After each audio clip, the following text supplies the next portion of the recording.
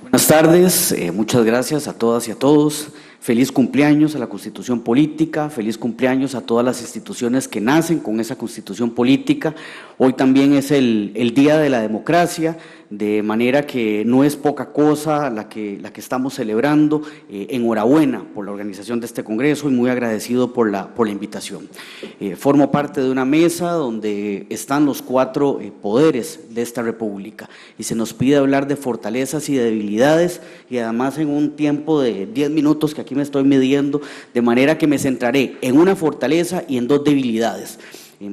Pensaría que existen más fortalezas, creo que sí, creo que también existen más debilidades, pero quiero centrarme únicamente en Constitución Política. Ya hemos hablado acá de separación de poderes, y si bien la Constitución Política costarricense no le da el calificativo de poder electoral al organismo electoral, sí que le da el rango y las atribuciones de los otros poderes de la República. Algo separado estoy en esta grata mesa. Pensaría que no hace otra cosa que reflejar lo que la Constitución Política hace con los otros tres poderes de la República, con la tríada clásica de Montesquieu respecto de la materia electoral, y es que esos otros tres poderes no se meten en la materia electoral.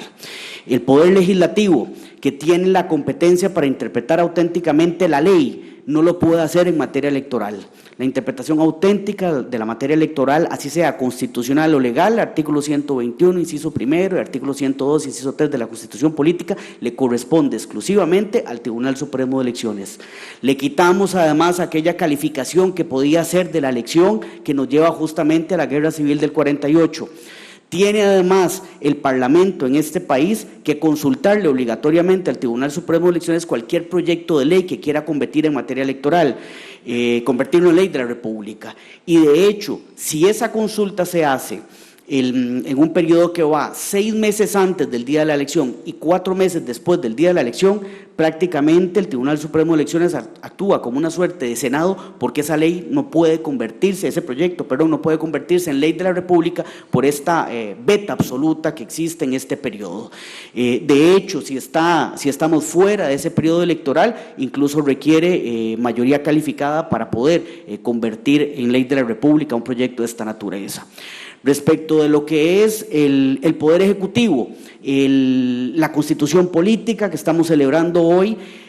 lleva al Tribunal Supremo de Elecciones el registro civil. El registro civil, el padrón registral civil en este país se unifica con el electoral. Sacamos al Poder Ejecutivo, también poder político por excelencia, para que no venga entonces a decidir quiénes son los que votan. Es una competencia propia del Tribunal Supremo de Elecciones. La fuerza pública en periodo electoral existe bajo un mando compartido en este país, de manera que entonces también reciben la fuerza de policía en periodo electoral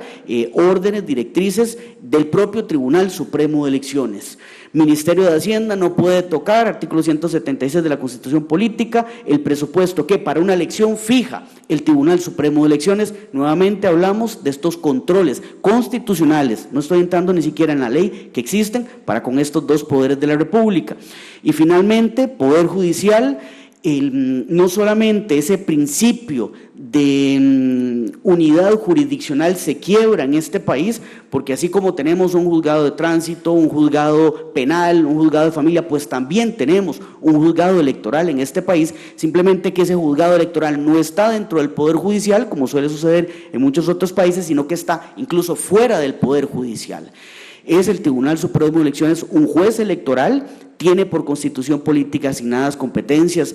típicamente jurisdiccionales, como la beligerancia política, actúa como un juez constitucional especializado en la materia electoral, en lo que es el conocimiento del recurso de amparo electoral, y por Constitución Política, artículo 103 de la Constitución, no cabe recurso alguno contra sus resoluciones, salvo un eventual prevaricato. Todas estas competencias que son constitucionales nos hablan de una fortaleza, nos hablan de una independencia, de una autonomía que nos ha llevado, y lo creo así, sin temor a decirlo, a la posibilidad de que este país pues hoy esté celebrando 70 años con elecciones continuas, ininterrumpidas. Una independencia que claramente ha estado marcada respecto de esos tres poderes de la República, que la presento como la principal fortaleza. pero en la cual también podríamos estar ante su amenaza o debilidad, para ser un poco más crítico. Hace 30 años se crea en este país la Sala Constitucional, y este sistema constitucional de separación de poderes, entendiendo al Tribunal Supremo de Elecciones como un poder electoral más, sin duda se ve en una suerte de, ni siquiera diría enfrentamiento, sino acomodo competencial respecto de lo que es la materia constitucional. La materia electoral es por sí misma materia constitucional, la más atractiva, diría, de la materia constitucional. Y en ese tanto, en los 30 años de la Sala Constitucional, personalmente defiendo y divido lo que ha sido la competencia entre el Tribunal Supremo de Elecciones y la Sala Constitucional en 3 décadas. Una primera donde es la Sala Constitucional la que marca pautas, la que delimita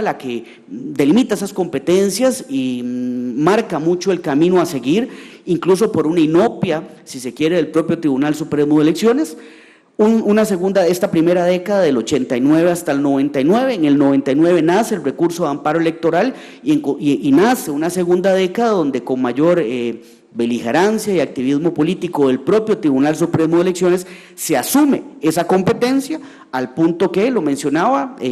nace el recurso de amparo electoral y la Sala Constitucional incluso respeta el conocimiento de una eventual afectación a derechos políticos electorales en sede del Tribunal Supremo de Elecciones. La primera década de este siglo es donde se entiende esa segunda década, que nos lleva a la tercera, donde la beligerancia de la Sala en la primera, la beligerancia del Tribunal Supremo de Elecciones en la segunda, sin embargo nos lleva, ahora sí me parece, a un choque competencial en la última década, marcada por temas que van ligados con materia referendaria, por la ausencia de un control de constitucionalidad previo para aquellas normas que eventualmente sean objeto de un referéndum, pero también por materia típicamente electoral, como lo puede ser la paridad horizontal, por materia incluso propia de cancelaciones de credenciales, donde si bien el Tribunal Supremo de Elecciones es quien ha marcado la pauta respecto de qué es la materia electoral, parafraseando a un distinguido magistrado constitucional de este país, pues bueno, materia electoral es lo que el Tribunal Supremo de Elecciones dice que la Constitución Política dice que dice. Lo cierto es que estamos en una década donde incluso encontramos criterios divergentes en la propia Sala Constitucional, y creo marcar allí una de las principales debilidades institucionales o retos, si se quiere, a propósito de delimitar esas competencias con claridad para todas las instituciones comprometidas en estos temas, porque incluso jueces contenciosos administrativos también podrían tener su cuota en ello. Eso como una primera debilidad, entonces esas delimitaciones competenciales, y una segunda muy propia en cuanto al diseño orgánico del Tribunal Supremo de Elecciones. Tenemos un diseño donde el Tribunal Supremo de Elecciones se amplía en periodo electoral, pasa de 3 magistrados propietarios a 5 magistrados propietarios, cuando termina ese periodo regresa a 3 magistrados propietarios. Con el tiempo son más las competencias que se han asignado al Tribunal Supremo de Elecciones en materia de referéndum, elecciones municipales a mitad de periodo, que son las que tenemos en febrero próximo, el 2 de febrero, y en la misma lógica actual de un ampliar y cerrar del Tribunal Supremo de Elecciones, y esto no lo digo en la coyuntura en la que estamos, sino como una tesis que he defendido desde la licenciatura, desde el doctorado, hace ya bastantes años, creo que el Tribunal Supremo de Elecciones debería estar integrado con una sola integración, sin esa ampliación. Personalmente me inclinaría por los 5 magistrados, en tanto hay defensa de protección de derechos políticos electorales, como los propios del recurso de amparo electoral. Creo que estamos ante una regla orgánica institucional que dejó de tener la vigencia que en algún momento lo podía tener únicamente de cara a las elecciones nacionales. Creo además que en la lógica actual, con recursos de amparo que se conocen, pues un amparo podría ser presentado y en su admisibilidad ser conocido solo por 3 jueces constitucionales electorales, sin embargo ser resuelto por 5, o la inversa, ser conocido en su admisibilidad por 5 y después ser resuelto únicamente por 3, lo que podría propiciar alguna inseguridad jurídica, un cambio de reglas en un órgano que en estabilidad, para una sana estabilidad también de su jurisprudencia presidencia, vería pues como ideal entonces en esa integración permanente. Estoy en mis 10 minutos y lo voy a dejar de esta altura, sin demérito de poder profundizar con las preguntas que ustedes habían tengan. Muchísimas gracias de nuevo.